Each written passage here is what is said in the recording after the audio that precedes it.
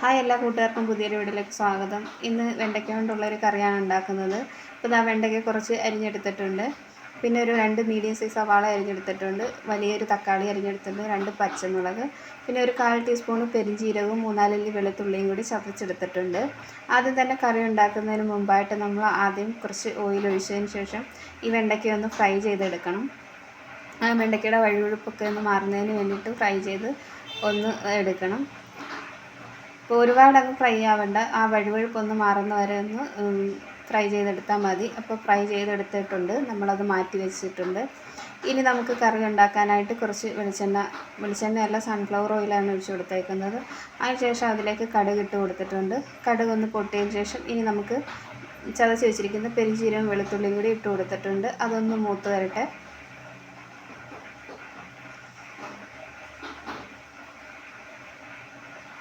പെരിഞ്ജീരകമൊക്കെ വെളുത്തുള്ളിയൊക്കെ മൂത്തിട്ടുണ്ട്. ഇനി നമുക്കിതിലേക്ക് സവാള അരിഞ്ഞത് ഇട്ട് കൊടുക്കാം.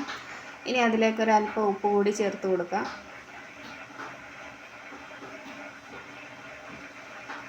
ഇനി ഈ സവാള ഒന്ന് വഴറ്റിയെടുക്കാം. അധികം ഗോൾഡൻ കളറൊന്നും ആവണ്ട, എന്നാലും കുറച്ച് വഴണ്ട് കിട്ടണം. അപ്പോൾ അതൊന്ന് വഴറ്റിയെടുക്കാം.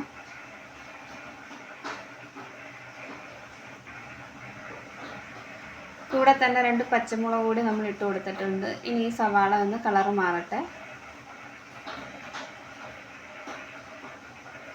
അപ്പോൾ അതേ സവാളയൊക്കെ വഴണ്ടിട്ടുണ്ട്. ഇനി നമുക്കിതിലേക്ക് പൊടി ചേർത്ത് കൊടുക്കാം. ഞാനിവിടെ 1.5 സ്പൂൺ മുളക് പൊടിയും 1/2 ടീസ്പൂൺ മഞ്ഞൾപ്പൊടിയും കൂടി ഇട്ട് കൊടുത്തിട്ടുണ്ട്.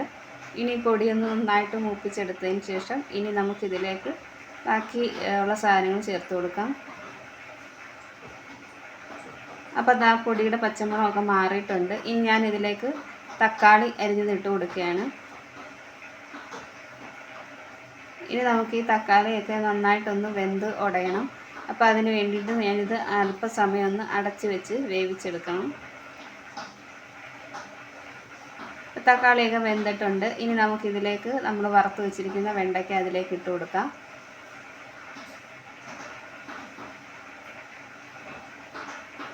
ഇനി ഇതെല്ലാം കൂടി നന്നായിട്ടൊന്ന് ഇളക്കി യോജിപ്പിച്ചെടുക്കാം.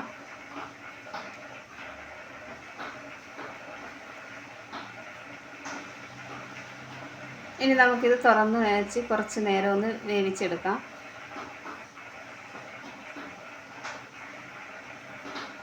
അപ്പോൾ ദാ ഇത്രയേ ഉള്ളൂ, നമ്മുടെ കറി ഇവിടെ റെഡി ആയിട്ടുണ്ട്.